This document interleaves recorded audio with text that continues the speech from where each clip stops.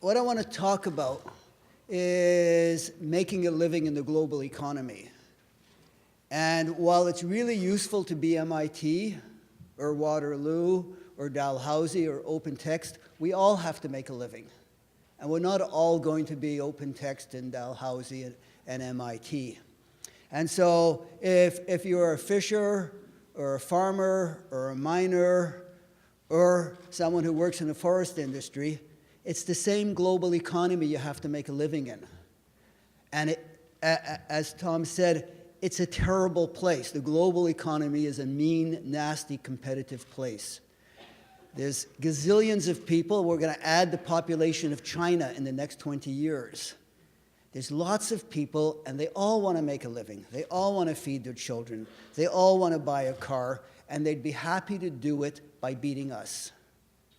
And so the question I want to address is, how do you innovate the sectors that exist sufficiently that we can continue making a living?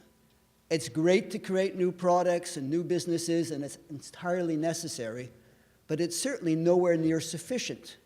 Sufficiency requires that we take our existing sectors and revolutionize them so that they can be competitive in, I was going to say tomorrow's economy, but there is no tomorrow's economy. Today is tomorrow's economy.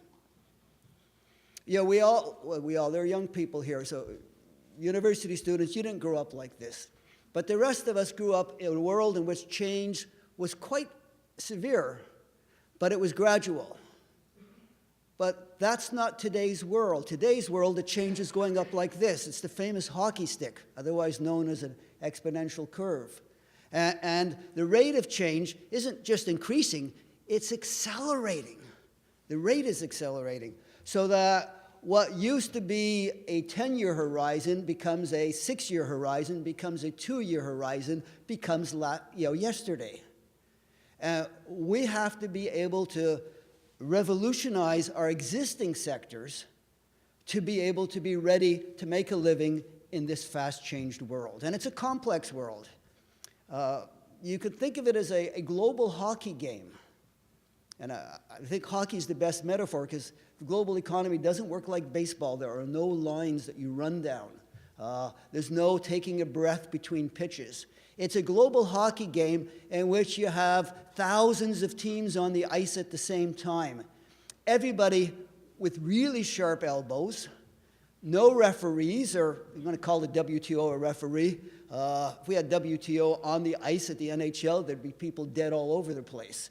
So no effective referees, and everyone playing in order to feed their kids. And we all know from Canadian hockey, from Gretzky, that the only way to win the game is to skate to where the puck is going to be.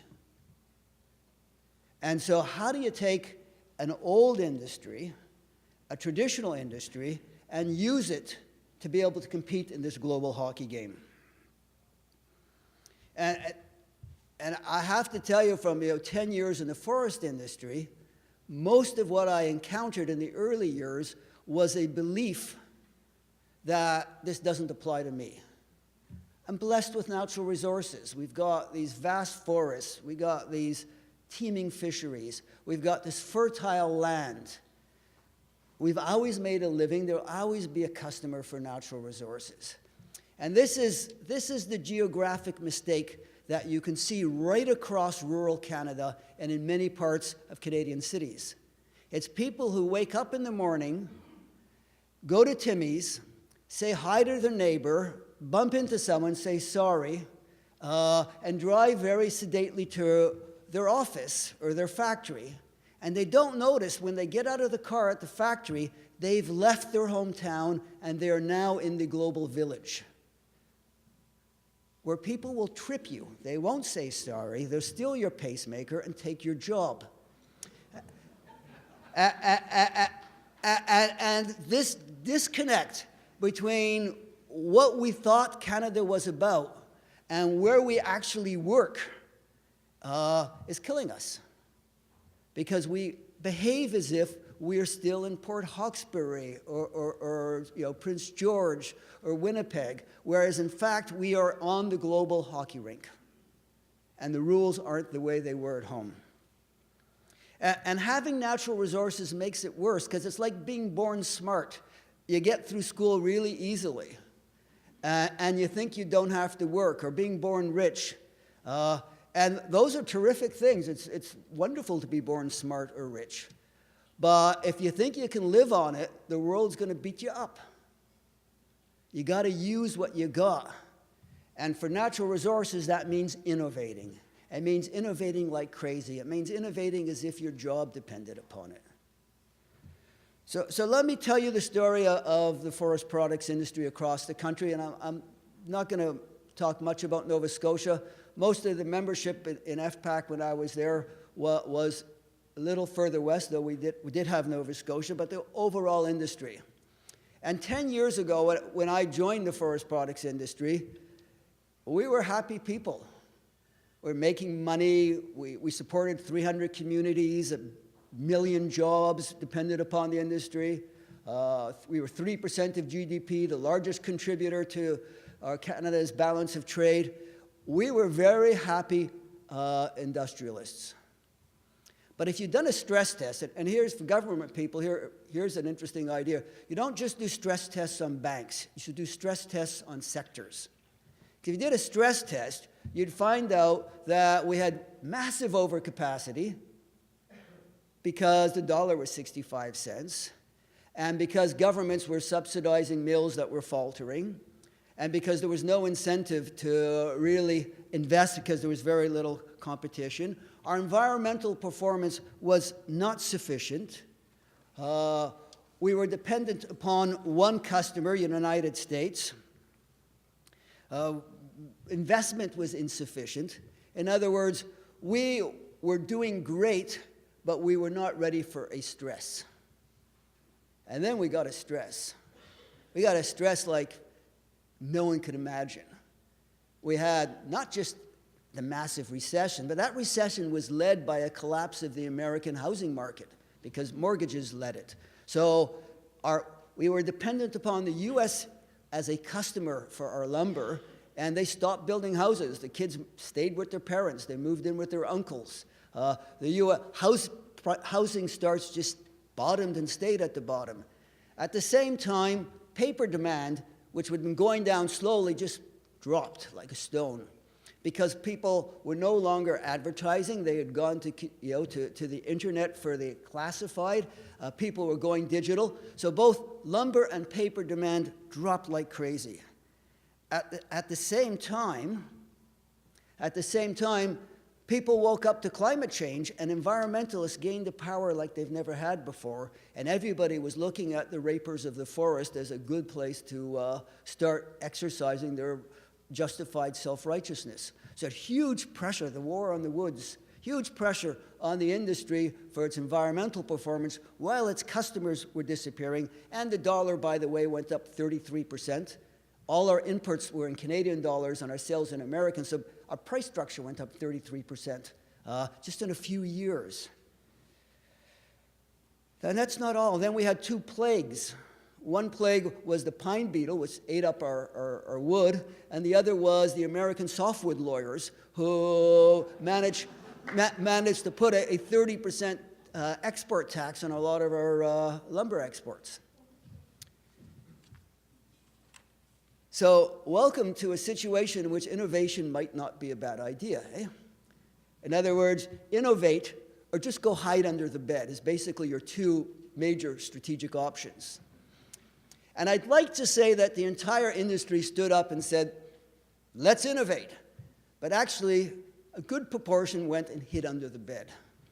And the reason for that, and I think this lesson may be one of the most important ones I want to share with you, is innovation is done by humans. Some of whom are brilliant, some are far from it, and some of whom are brave and good, and some of whom are not.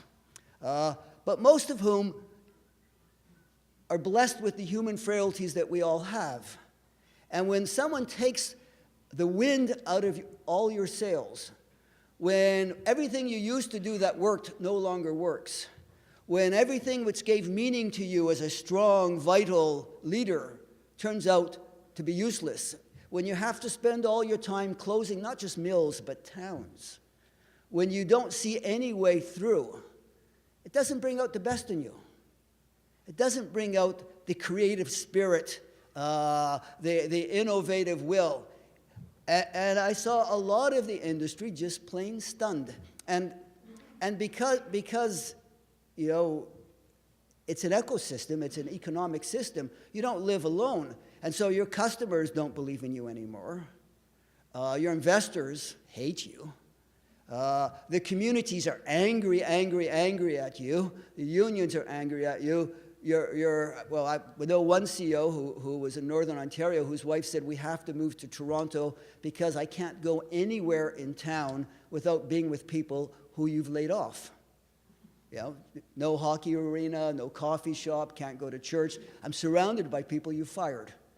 So it's a hard time. And the people respond to it variously. Some just keep trying harder and harder to do what they've always done, thinking that, well, commodities are cyclical, they'll come back. And they make the fundamental mistake of thinking that a perfect storm is actually just a storm, and in fact, it was a change of climate, eh? We kept talking at the beginning about the perfect storm, about demand going down and prices collapsing and environmentalists in the US and the Beatles, but it wasn't a perfect storm. There's another word for it which starts with S, what type of storm it was. And it wasn't even quite an excrement storm. It was a change in climate, that most of these things were structural changes. And so it was a hard time, and I was at the front lines in that I was working with the communities and the CEOs, and as an association leader, how to find a way of creating some sense of energy, some sense of purpose. And government turned out to be worst of all, because when we said we need some help with this or that, they offered us palliative care. You know, we'll help your workers retrain to work somewhere else. We'll fund other, you know, they used some of the money to help the forest industry build hockey arenas. No one actually believed in us. But the industry did it. Bit by bit, leader by leader, people began to slap themselves across the face. And you could see, Jean-Pierre Martel was with me through those years, we could see it in the boardroom. From one meeting in which people were just kind of stunned and stupid, to another in which they were talking, to a kind of sober self-confidence. And what did they do? They did some innovation 360 degrees. First of all, and people discount this, but of course it was absolutely necessary, they applied the accelerator to productivity, to efficiency. It's never enough improving your productivity, because doing the wrong thing really well doesn't get you where you want to go. But doing your core business really well is essential for innovating beyond that. And you'd be amazed at the productivity enhancements that you can get when the choice is closing the town. And many mills, which everybody said, it's working at peak, there's nothing that can be done, they just squeezed out brilliant innovations. And the innovations happened at the floor of the mill. It was workers finding these innovations. It was middle managers. It wasn't just CEOs or R&D specialists. People innovated their ways into changing the productivity of their mills, that something that was at the borderline all of a sudden became viable. And this is an essential part of innovation culture. At the same time, it was decided that maybe United States, even though they speak pretty good English and they make pretty good money, maybe we shouldn't rely entirely upon them anymore. And we worked really, really hard to get a foothold in China. And slowly and surely, year after year, exports to China went up, till they started basically on an exponential curve, till we got mill after mill that exists only because of the Chinese. And I can tell you one thing we've learned, because past dips, people would sell to Japan or Europe and then go back to Americans.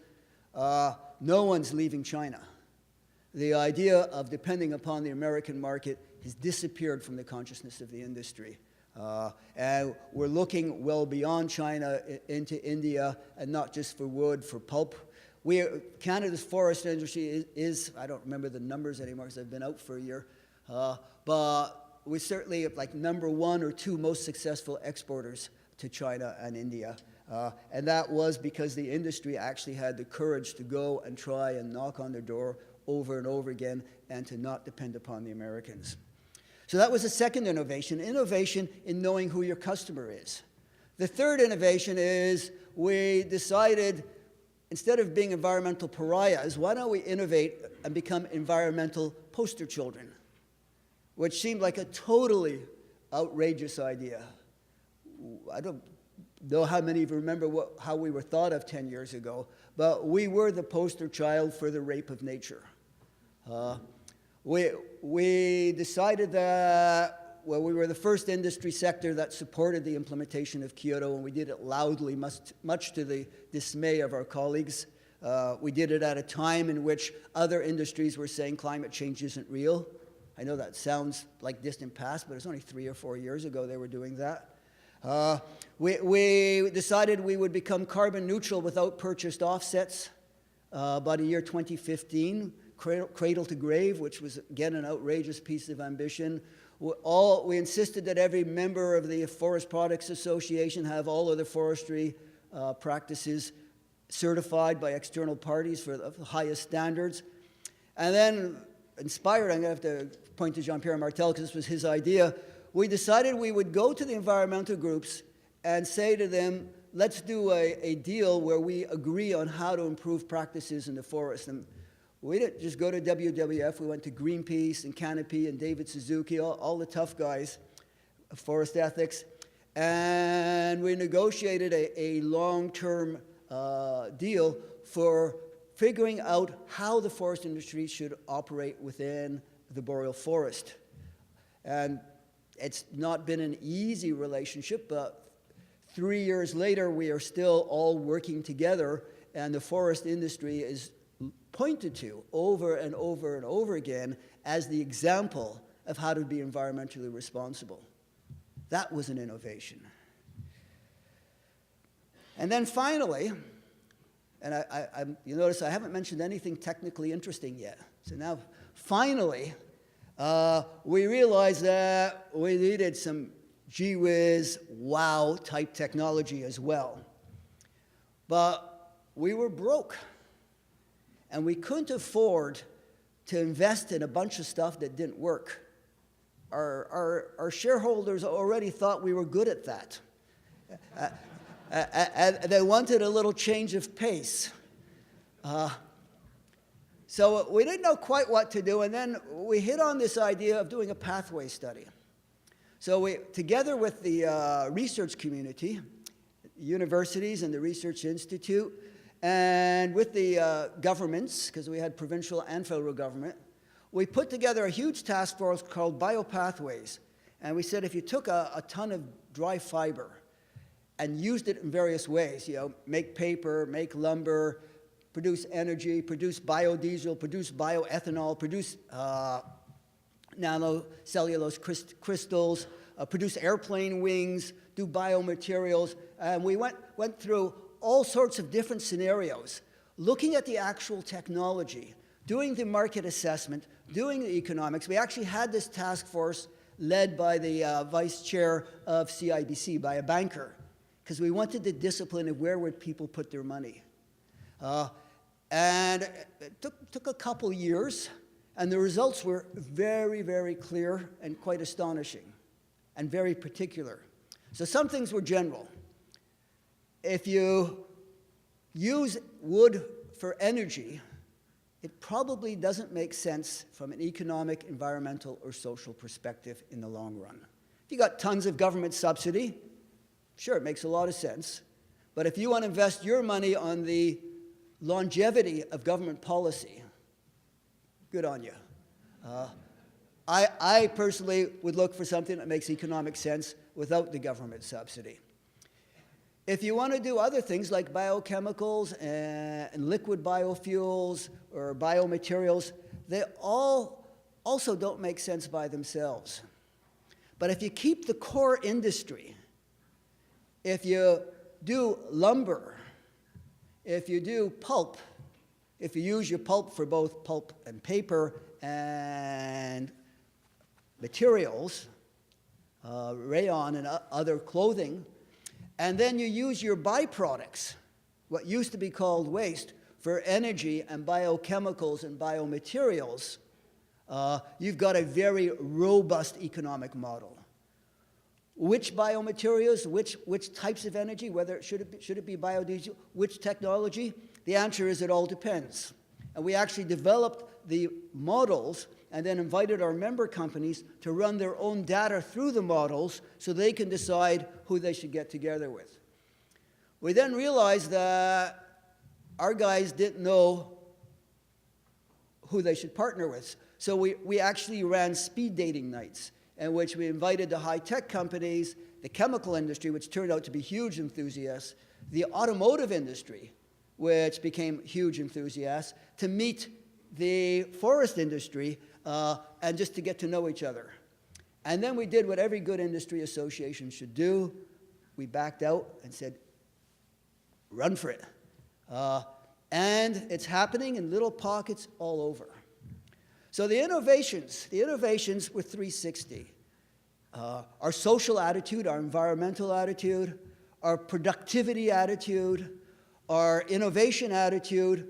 And you know, this biopathways thing was a big departure from the old add value, which we've always believed in, but don't know how to do it in a global marketplace. We only know how to do it in the local marketplace because of labor costs. But here we were looking at deriving value from the basic product. So we revolutionized all of that. And I can tell you with some confidence that the industry didn't come back to where it was. It wasn't supposed to. The old model is not applicable today. But it's still responsible for the employment of 600,000 Canadians, 2% of GDP. It's a huge contributor to international trade. And the industry has a great deal of sober self-confidence that the innovative paths it's taken will allow it to continue to play a central economic role in Canadian society. So, general lessons, and I think there are a few that are very important. One is that when someone shows you a projection that says you're dead, understand that all projections are choices. You're dead if you don't change.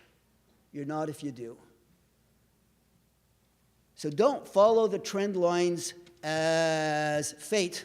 Look at the trend lines as data for taking choices to change them. 2, you're not in this alone. It is, I would call it an ecosystem, I'd call it an econosystem. You're in an econosystem, and there are partners who help. Federal government and provincial governments did all sorts of cool things. They helped us get into China. They helped us with R&D costs. They helped with some of the innovations to move to green energy. They helped with accelerated capital depreciation for new equipment. They were a big part of it. The research institutes and the universities helped a lot too with the sort of value extraction technology that's necessary, but also with, you know, the sociologists helped us. The social anthropologists helped us understand how to think about relating to the environmental community in our communities. There was huge resources there well beyond silviculture. So you're part of a system. The trend lines don't tell you everything. Another is that I noticed there was 2 tendencies under pressure.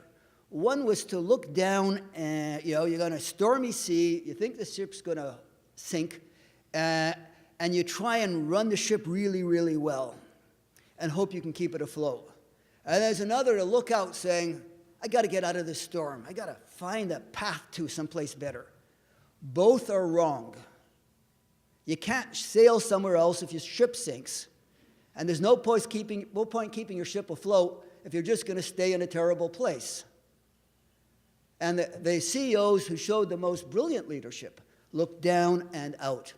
They took care of their people during the crisis. They took care of their knitting. They worried about their customers they used to have. And at the same time, they realized that if they did all that right, they'd go bankrupt. That was necessary but not sufficient. And so they try to innovate at the same time.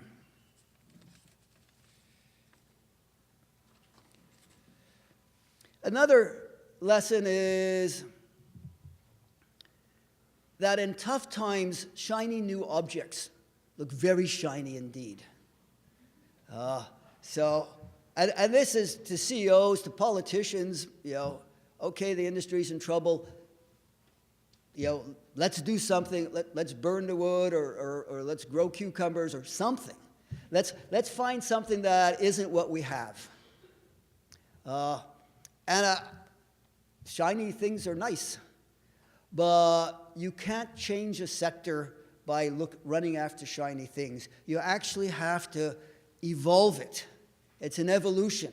You're not replacing a sector with something else. You have to grow the sector, transform the sector into something else, and you can't transform something unless you focus down on it.